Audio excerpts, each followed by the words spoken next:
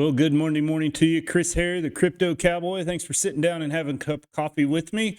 I am a two-time world champion team roper, and I'm taking those winning strategies that I use in the arena right outside my house, bringing them right here to the crypto desk to make you guys world champion crypto traders. But I'm going to bring up a Shiba Inu today. I don't know if I said that right. I have a Texas accent. You just forgive me.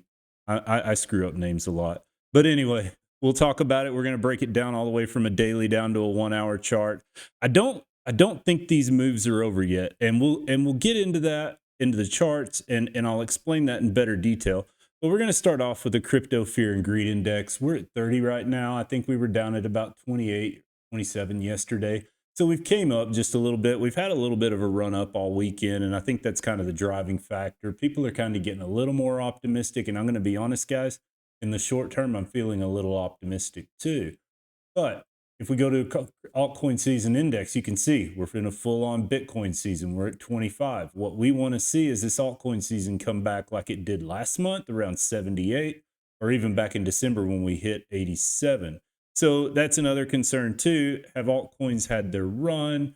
Are we still due for another run? Like I said, I'm not completely confident. I think the market makers were just wiping every kind of long liquidation they could since back in December.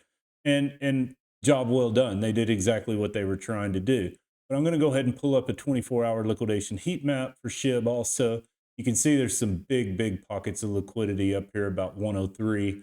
You don't typically see red on a chart. So what this is liquidations for the long side and short liquidations here. And what the market makers do is they just travel back and forth grabbing liquidity. They don't care where your stop losses are.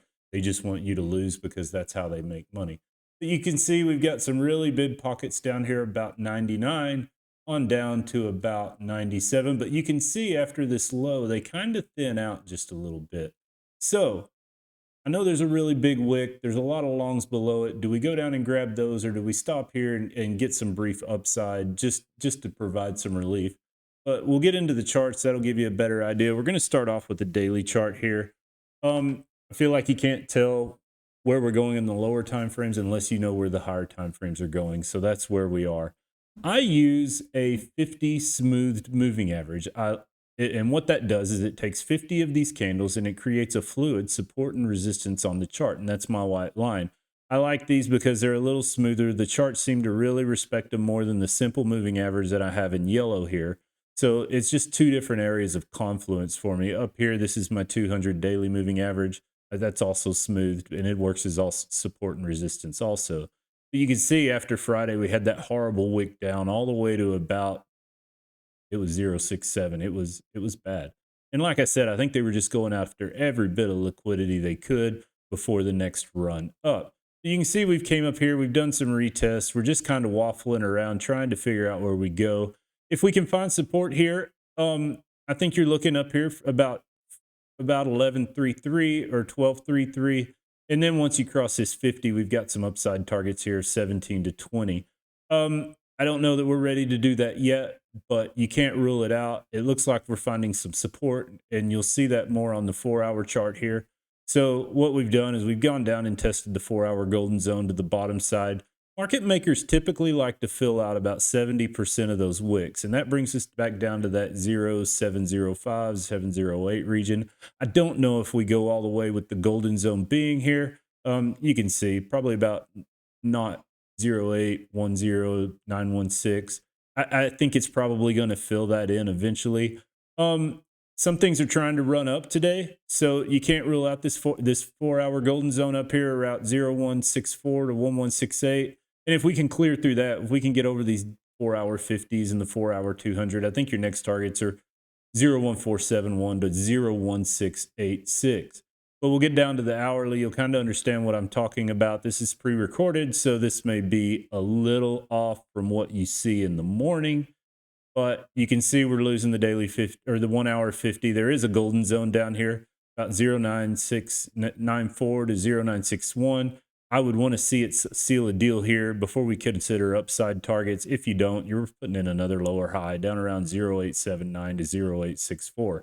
But I'm pretty optimistic. We need some relief. It's been a while since we've seen some upside, and the market makers know the liquidity's up there. So I think realistically we head up to 1051 to 1085. And this is also a 4-hour golden zone up here about 01185. So that gives you a pretty good idea of what's going on with Shiba Inu. I feel like we might have some brief upside here. And maybe we have more than that, but it's going to be nice to get some relief. And like I said, when we looked at that crypto fear and greed index, the best times to buy are in fear, because look now, it looks like we have some upside. Probably could have made a little money along the way, especially in your spot bags. But I'm going to wrap this up. If you have any questions, head on over to the Crypto School. You'll find the link to that in my description. I'm there. I'm available. I post all of these charts over there so you would have direct access to them. You have direct access to me and a lot of great other coaches. But yeah, tell me what you think of this. I'm new to Shib. I don't trade it. I don't own it.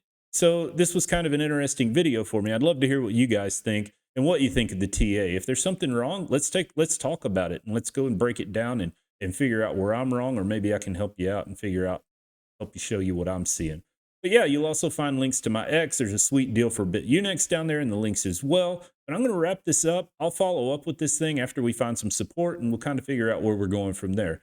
But once again, I'm Chris Hare, the Crypto Cowboy, multi-time world champion team roper, and we'll see you down the road.